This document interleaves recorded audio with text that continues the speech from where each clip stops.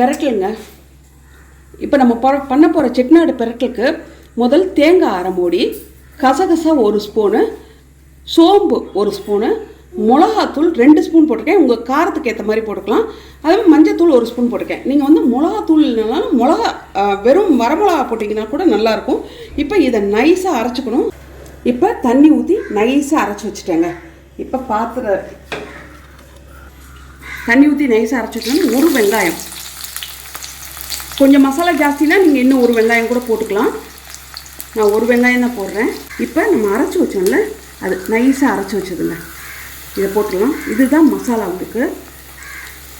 இது வந்து நீங்கள் வதக்கி கூட போட்டுக்கலாங்கிறாங்க அம்மா. வதக்கி கூட அரைக்கலான்றாங்க. நான் வதக்க மாட்டேன், இப்படியே அரைப்பேன். நீங்கள் வேணாலும் வதக்கிட்டு கூட அரைச்சிங்கன்னா இது இங்கே கிண்டுற நேரம் கம்மியாகும், அவ்வளோதான்.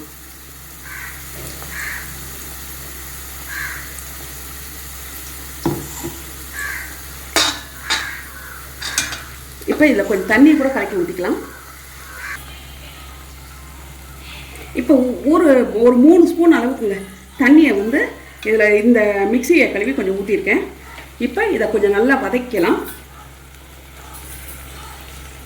இதில் இப்போ 1 உருளைக்கிழங்குங்க, ஏன்னா நான் 1 தான் போட்டிருக்கேன். உருளைக்கிழங்கு நீங்கள் நல்லாவே போடலாம். 1 உருளைக்கிழங்கு, பீன்ஸு, காலிஃப்ளவர், இது 3மே நல்லா சுடுதண்ணியில் கொஞ்சம் வேகிற அளவுக்கு போட்டு எடுத்து வச்சுருக்கேன். இதோட 1 கேரட்டு, 1 குடமிளகா. ஆனால் வந்து குடமிளகா போட மாட்டாங்க. நான் இப்போ இருக்கிறதால இந்த குடமிளகாய் சும்மா போட்டு விட்றேன் அதில்.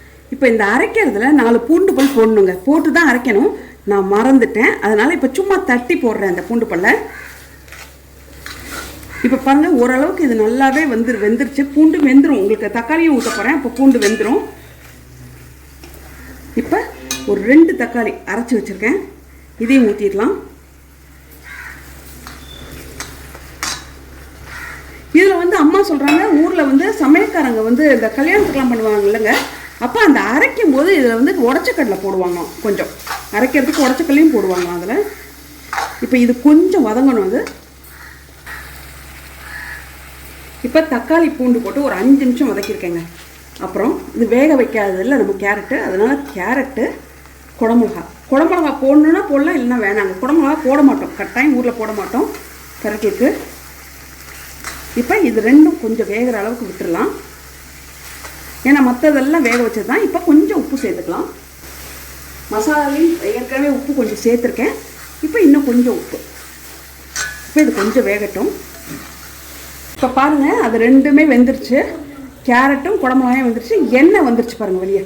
கொஞ்சம் எண்ணெய் இதுக்கு ஜாஸ்தி தான் ஊற்றணும், இல்லை வேண்டாம்னாலும் நீங்கள் இது பண்ணிக்கலாம். இப்போ இந்த காயெல்லாம் இதில் கொட்டிடலாம். இதெல்லாம் வேக வச்சது தான். அதனால் 2 பரட்டிட்டு இந்த ஆஃபீஸ் போகிறவங்க, ஸ்கூலுக்கு போகிறவங்களாம் எடுத்துகிட்டு போனீங்கன்னா அது ஊறி போயிடும். இதில் கொஞ்ச நேரம் வதக்கிட்டு எடுத்துருங்க. பண்ணும்போது ஒரு 1 மணி நேரத்துக்கு முன்னாடி பண்ணி வச்சுட்டிங்கன்னா எல்லா காயும் ஊறி போய் ரொம்ப நல்லா இருக்கும். அப்படி சேர்ந்த மாதிரி வரும் உங்களுக்கு பெரட்டல்.